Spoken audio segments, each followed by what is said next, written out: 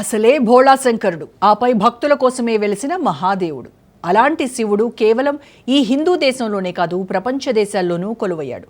భక్తుల కొంగు బంగారమై నిలిచాడు.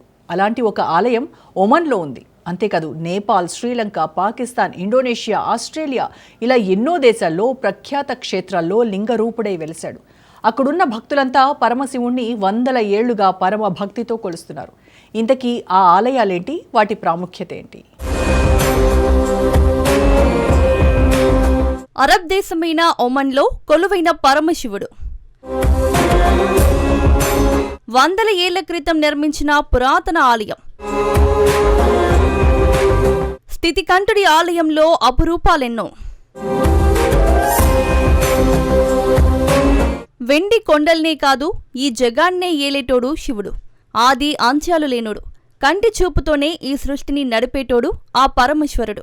ఈ సృష్టిలో ప్రతి చోటు తనదే. భక్తజన ప్రియంకరుడిగా భక్తులు కోరిన చోటల్లా వెలిసి వారికి అండగా నిలిచినోడు పరమేశ్వరుడు.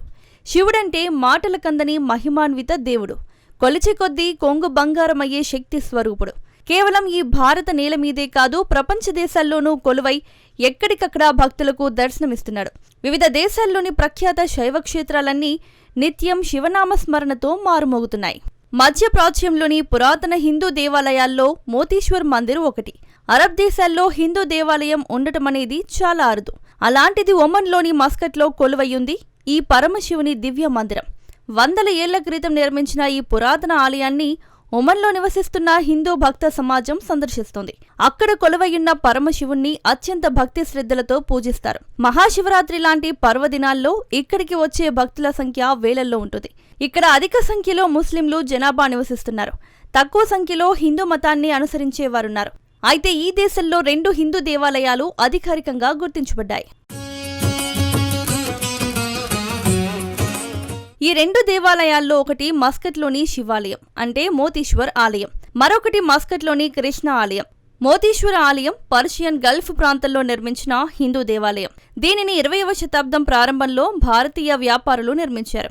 ఇది మస్కట్లోని ముత్రా ప్రాంతంలోని అల్ ఆలం ప్యాలెస్ సమీపంలో ఉంది. ఒమన్లోని మోతీశ్వర శివాలయం మోతీశ్వర మహదేవ్ ఆలయం అని కూడా పిలువబడే శివాలయం. ఒమన్ రాజధాని మస్కట్లో ఉన్న ఒక పురాతన హిందూ దేవాలయం. ఇది 100 సంవత్సరాలకు పైగా పురాతనమైనదని, 1900 ప్రాంతంలో గుజరాతీ వ్యాపారులు దీన్ని నిర్మించారని చెబుతారు.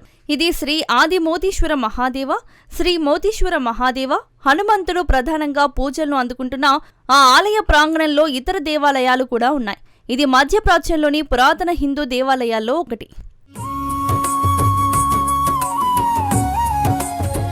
ఇది గుజరాత్కు సంబంధించినది.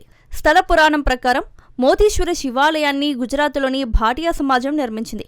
ఈ ఆలయం భారతదేశంతో బలమైన సాంస్కృతిక సంబంధాలు, సోదరభావానికి చిహ్నంగా పరిగణించబడుతుంది. మహాశివరాత్రి, శ్రీరామనవమి, హనుమాన్ జయంతి, శ్రావణమాసం, గణేష్ చతుర్థి వంటి పండుగలను ఈ ఆలయంలో ఎంతో వైభవంగా జరుపుకుంటారు. భారీ పెద్ద సంఖ్యలో భక్తులు ఈ ఆలయానికి చేరుకుంటారు. ఏడాది పొడవునా నీటితో ఉండే బావి మస్కట్ అనేది చాలా తక్కువ వర్షపాతం ఉన్న ఎడారి. అయినప్పటికీ ఈ ఆలయ ప్రాంగణంలో ఉన్న బావిలో ఎల్లప్పుడూ నీరు ఉంటుంది. దీనిని ప్రజలు ఒక అద్భుతంగా భావిస్తారు.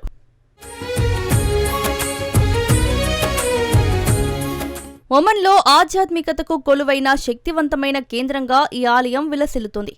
ఓల్డ్ మస్కట్లోని ముత్రా ప్రాంతంలో అల్ ఆలం ప్యాలెస్ సమీపంలో ఉన్న ఓ శివాలయ సముదాయం ఈ కోవెల. ఈ ఆలయాన్ని 1909వ సంవత్సరంలో అఖండ భారతంలోని సింధ్ పాకిస్తాన్ సమాజం నిర్మించిందని నమ్ముతారు. మస్కట్ ఎడారి ప్రాంతమైనప్పటికీ ఈ దేవాలయం ఆవరణలో ఉన్న బావిలో ఎప్పుడూ నీరు ఉంటుంది. అందుకే అక్కడ ప్రజలు ఆలయంలోని బావిని ఓ అద్భుతంగా భావిస్తారు. అలాగే ఒమన్లో గుర్తింపు పొందిన 2వ హిందూ దేవాలయం మస్కట్లో ఉన్న శ్రీకృష్ణ దేవాలయం. ఈ కృష్ణ ఆలయం మోతీశ్వర శివుడి ఆలయం నుంచి దాదాపు 10 కిలోమీటర్ల దూరంలో ఉంది.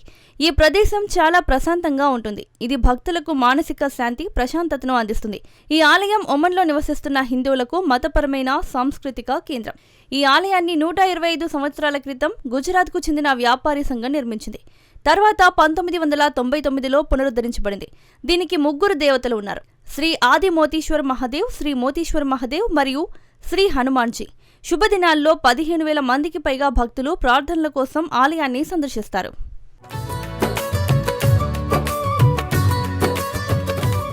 ఈ ఆలయంలో ప్రధానంగా శ్రీ ఆది మోతీశ్వర్ మహాదేవ్, శ్రీ మోతీశ్వర్ మహాదేవ్ మరియు శ్రీ హనుమాన్జీ దేవతలను పూజిస్తారు. వసంత పంచమి, రామనవమి, హనుమాన్ జయంతి, శ్రావణ మరియు గణేష్ చతుర్థి వంటి హిందూ పండుగలను ఇక్కడ జరుపుకుంటారు. మస్కట్లోని 125 ఏళ్ల పురాతన శివాలయంలో ప్రార్థనలు చేసిన తర్వాత తాను చాలా ఆశీర్వదించబడ్డానని ప్రధానమంత్రి నరేంద్ర మోదీ అన్నారు. ఈ ప్రాంతంలోని పురాతన శివాలయాల్లో ఇది ఒకటి.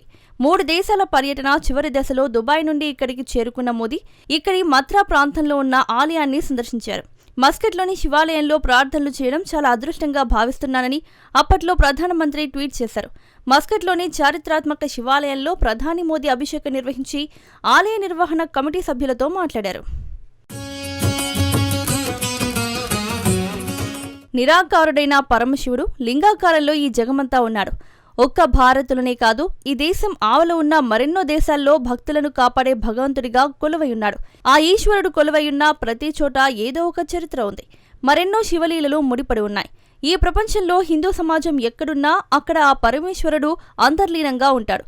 ఈ జగమంతటినీ కాపాడుతూ ఉంటాడని పరమశివుని పరమభక్తులు విశ్వసిస్తారు.